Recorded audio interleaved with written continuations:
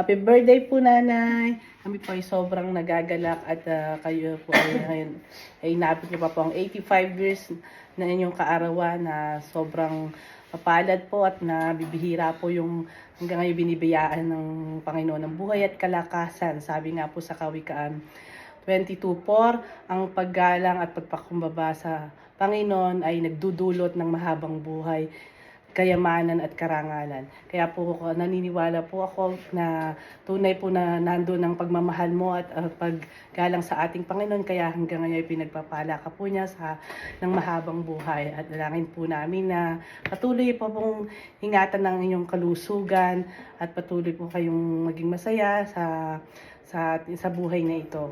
Maraming po salamat. Thank you for accepting me as your daughter-in-law. At tunay pong ako'y mapalad dahil kayo po ang aking naging mother-in-law. Mahal na mahal po namin kayo. Happy birthday po.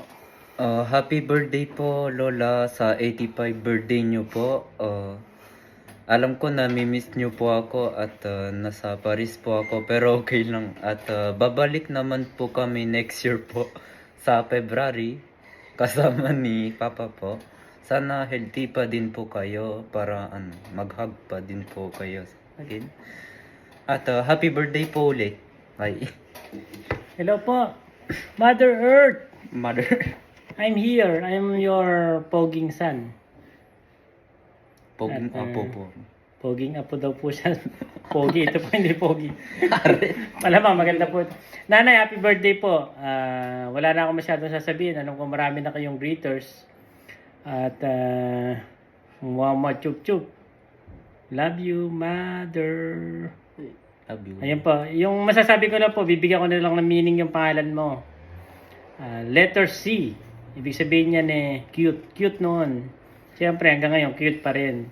Ayan po, si nanay laging calm niya, lalo pag nagagalit. Cool na cool, wala kang maririnig na ingay. Talaga napakatahimik po niyan. Calm na calm. Saka si nanay po, charitable. Mapagbigay po yan. At kahit wala yan nagkakaroon. Kahit wala po kaming makain, binibigay niya sa iba. Kaya napaka-bless po namin at meron kaming magulang na mapagbigay. Hindi lang sa anak, kundi sa kapatid at sa kanyang mga kapwa. Ayun. At letter L naman po, loving mother. Napakabait po ni nanay, napakapagmahal bilang ina. Pare-pares po ang tingin niya sa aming magkakapatid. Meron siyang mahal, siyempre. Kahit pa paano balance naman ang kanyang pagmamahal sa kanyang mga anak. Kaya napaka-bless po namin bilang mga anak niya at kami po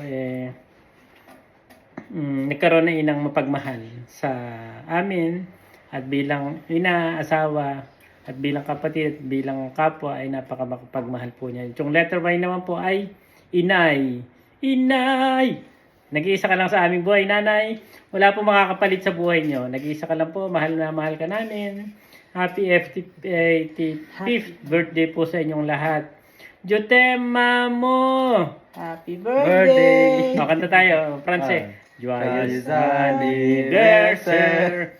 Joyeux anniversaire! Joyeux anniversaire, mamo! Lola. Joyeux anniversaire! Bye-bye sa inyo! Bye. Tingnan mo.